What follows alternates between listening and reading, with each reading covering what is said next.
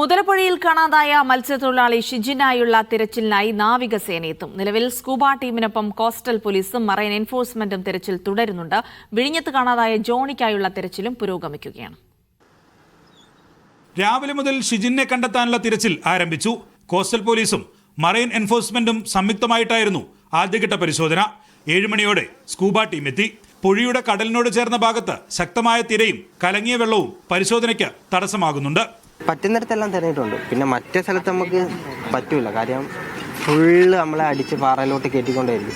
ഒരു കാരണവശാലും അങ്ങോട്ട് തരാൻ പറ്റില്ല. ഇനി അവിടെ നമുക്ക് പരിശോധന നടത്താനുള്ള ഭാഗങ്ങളൊന്നുമില്ല. സാങ്കേതികമായിട്ട് പറ്റുന്ന ഭാഗങ്ങളൊന്നുമില്ല. പറ്റുന്നതെല്ലാം നമുക്ക് കറക്റ്റായിട്ട് ചെയ്തു. കരയിൽ 10-ാം നാളും ഷിജിനെയും കാത്ത് പ്രതീക്ഷ കൈവിടാതെ ബന്ധുക്കൾ. തിരച്ചിൽ ഇപ്പോൾ അവരുടെ ഭാഗത്തുനിന്ന് വേഗത കൂട്ടിയിട്ടുണ്ട്. തിരച്ചിലിന് അവർക്ക് അവിടെ ബോട്ട് അടുപ്പിക്കാൻ പറ്റാത്തൊരു ബുദ്ധിമുട്ടുണ്ട്. അപ്പം അവിടെ അവർ പറയുന്ന ഒന്നുകൂടെ വന്ന് സെർച്ച് ചെയ്യാന്ന് പറയുന്നു. വൈകിട്ട് 4 മണിയോടെ നേവിയും തിരച്ചിലിനായെത്തും.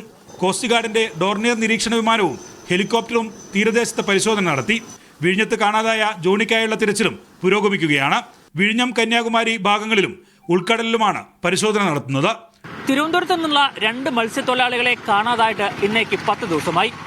ഇന്നത്തെ തെരച്ചിലെങ്കിലും കണ്ടെത്താൻ കഴിയുമെന്ന പ്രതീക്ഷയിലാണ് കുടുംബവും നാട്ടുകാരുമുള്ളത്.